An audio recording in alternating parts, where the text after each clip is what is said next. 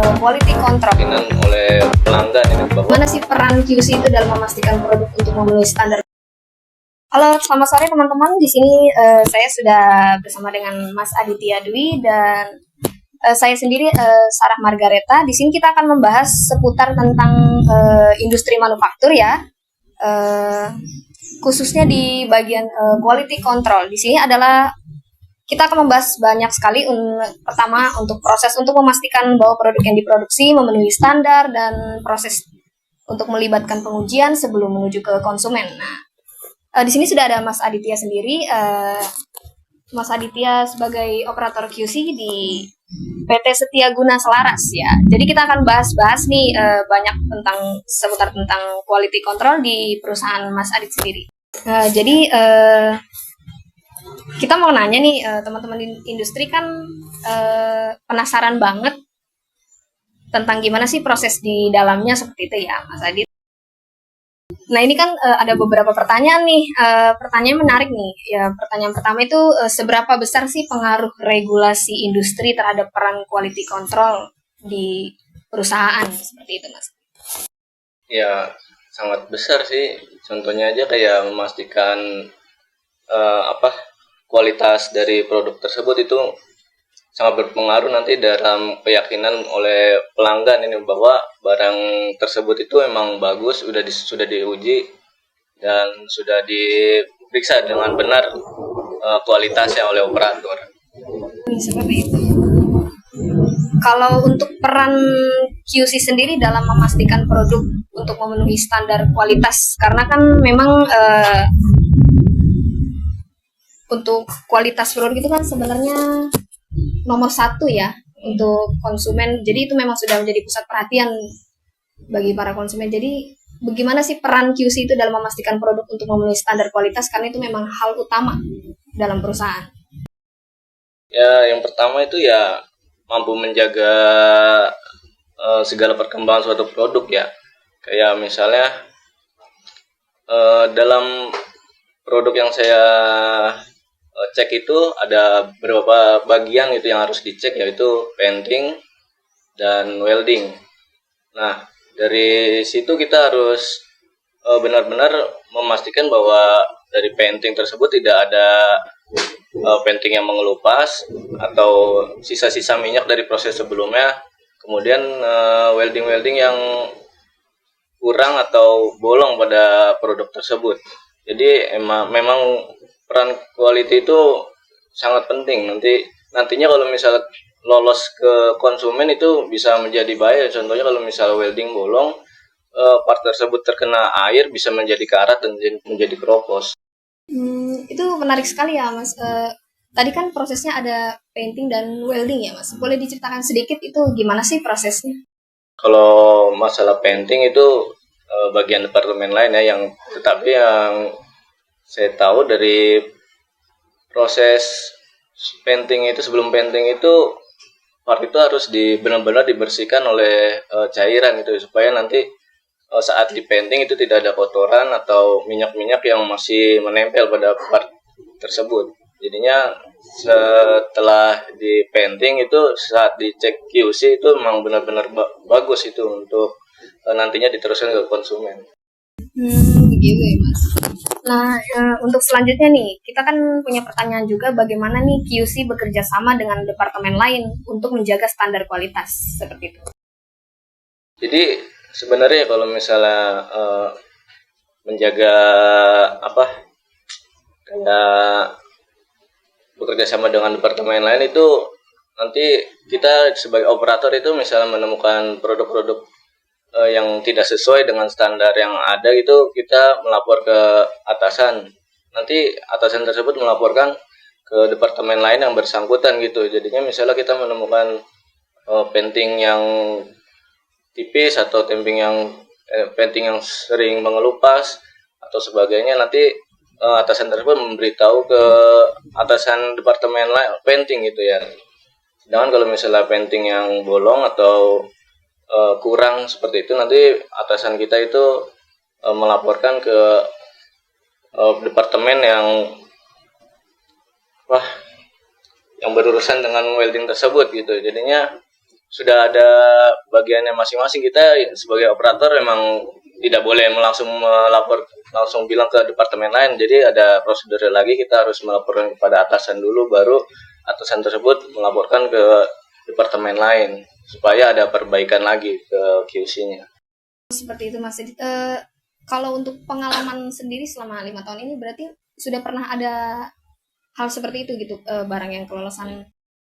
Banyak. Jadinya kalau misalnya sebenarnya ada 2 kali proses, dari proses produksi dan proses terakhir gitu ya. Jadinya jika kalau misalnya dari proses quality produksi sebelumnya itu banyak yang lolos, ya kita yang sebagai quality finalnya itu harus benar-benar ekstra melihat NG-nya tersebut gitu, supaya tidak lolos ke customer. Nah, lalu ini menjadi tantangan ya. Apa saja sih tantangan terbesar yang dihadapi dalam proses selama quality control itu sendiri?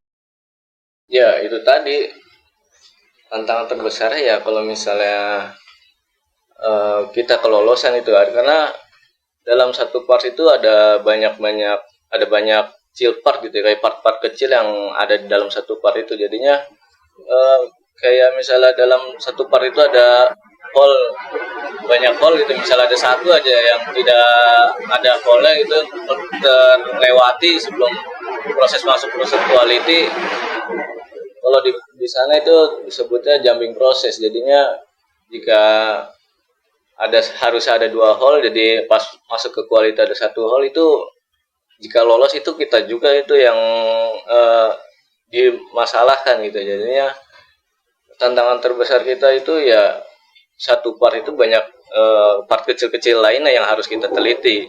Jadinya jika satu aja ada yang lolos itu tanggung jawabnya besar sekali.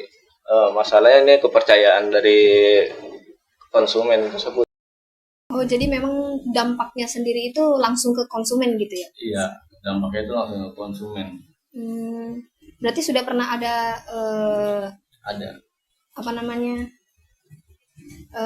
laporan seperti itu langsung dari konsumen? Kalau untuk teknologi saat ini kan memang teknologi sudah berkembang pesat ya, apalagi terutama di bidang industri seperti ini kan sudah banyak teknologi dan otomatisasi. Nah, itu bagaimana sih teknologi dan otomatisasi mempengaruhi proses quality control saat ini? Teknologi yang mempengaruhi quality control saat ini ya salah satunya meningkatkan efisiensi kecerdasan buatan yang dapat memperkuat pengendalian kualitas sih. Kemudian ada meminimalkan human error ya. Jadinya jika memang ada kayak teknologi dan otomatisasi yang baru sekarang itu memang benar-benar harus ya, karena peran QC itu kadang terjadi karena human error sendiri. Jadi memang perlu adanya teknologi dan otomatisasi. Ya.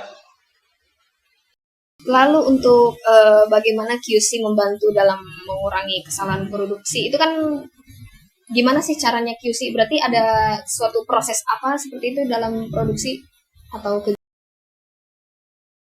Jadi kalau dalam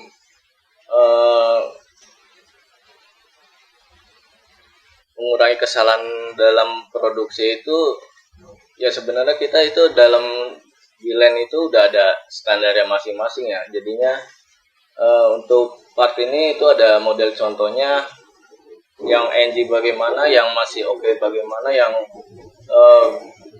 partnya itu masih bisa NG tapi masih bisa dibilang tidak berpengaruh signifikan ke partnya, itu ada standarnya lagi. Jadinya ada setiap model itu ada contoh-contohnya, seperti kayak misalnya kita painting yang masih ada lecet segini masih oke, atau ada welding yang minus segini masih oke. Jadinya semua itu ada contoh-contoh dan standarnya sendiri. jadi memang memang tidak begitu banyak ya, tapi memang sudah ada standarnya masing-masing dan itu memang sangat berpengaruh untuk kualitas produk seperti itu ya. Lalu untuk seberapa penting sih penerapan quality control dalam menjaga reputasi perusahaan? Nah, ini kan sangat-sangat utama nih untuk reputasi perusahaan. Apa sih perannya seperti itu? Perannya itu ya itu tadi buat menjaga kepercayaan dari konsumen ya. Terusnya eh, dalam quality control itu nggak cuma kepercayaan tapi juga kita harus menguji coba juga. Makanya dalam setiap ada produk yang sudah final itu harus kita cek dulu buat untuk sampel sebelum ke customer ya. Kebetulan kan customernya untuk PT saya kan ada Yamaha gitu ya. Jadinya sebelum masuk ke Yamaha, sampel itu kita dites dulu di lab apakah ini sudah memenuhi standar itu untuk dikirim ke customer atau barang itu masih belum siap untuk dikirim ke customer. Makanya sering jika ada kelolosan seperti itu ya, misalnya ada part NG yang terkirim itu bahayanya itu ya di kepercayaan di konsumen itu atau di customer. Jadinya selain rugi di kita juga rugi juga di ini juga di customer juga, soalnya setiap ada kelolosan seperti itu customer itu jika sudah kebanyakan lolos bisa dia pergi mencari perusahaan lain untuk memproduksi barang dia, atau dia mengenakan kita itu klaim. Jadinya setiap part yang misalnya ada yang terkirim ke perusahaan lain itu dia bisa mengajukan klaim ke perusahaan kita. Makanya kita juga rugi kalau misalnya ada yang sering kelolosan seperti itu. Berarti memang sangat-sangat berpengaruh sekali ya. Iya. Kalau untuk di PT Setia Guna Selaras ini ya, itu bisa diceritain nggak sih Mas, perusahaan ini sebenarnya bagaimana sih untuk selama ini selama berproduksi ini sudah menjadi kepercayaan gitu bagi konsumen, itu sejauh ini penilaiannya gimana sih? Baik atau Ya selama dibangun dari 2005 memang sudah banyak sih customer PT Setia Guna Selaras. Contohnya dari ada TPS, Mitsubishi, Yamaha paling besar ya. Kemudian dari Suzuki ada. Jadinya sudah cukup dikenal juga sebenarnya Setia Guna Selaras. Nah ini kan teman-teman kita udah tahu nih seputar apa namanya bagaimana sih kualitas di balik layar untuk menjaga kualitas produk sendiri. Itu memang banyak sekali prosesnya di dalam perusahaan itu sendiri. Nah, oh iya, untuk Mas Adit nih, ternyata ada satu pertanyaan lagi nih dari teman-teman industri. Jadi menariknya ini gimana sih job desk utama dari Mas Adit itu spesifiknya dalam quality control di PT Setia Guna Selaras ini? Kalau job desk saya sebenarnya mengecek bracket untuk motor Yamaha NMAX ya. Jadi bracketnya itu dalam satu lane itu ada dua tim gitu ya, 2 orang. Yang pertama kita nggak semuanya kita cek semua satu part, nggak kita cek semua ya. Jadinya dalam satu part itu ada 2 bagian itu yang harus kita cek, yang kiri dan kanan ya. Nah saya itu mengecek appearance 1. Jadinya itu nama pengeceknya itu appearance kalau di sana ya. Jadi kita mengecek paintingnya bagaimana, apakah ada abnormal di materialnya juga, dan mengecek yang pasti mengecek weldingnya juga. Nah, sama untuk proses selanjutnya itu ada appearance 2, itu mengecek sebelah bagian sebelahnya gitu ya. Kemudian ada cek fungsinya juga, seperti tempat untuk bautnya gitu ya, nutnya di sana. Ini kita cek secara manual supaya emang benar-benar nut itu tidak seret nantinya pas prosesan assembling di customer kita di Yamaha. Seperti itu. Berarti memang secara keseluruhan itu memang prosesnya manual ya. Ya. Harus dari kita sendiri karena memang kan part-partnya yang banyak, rumit dan kecil-kecil gitu ya. Itu memang sangat-sangat sulit ya.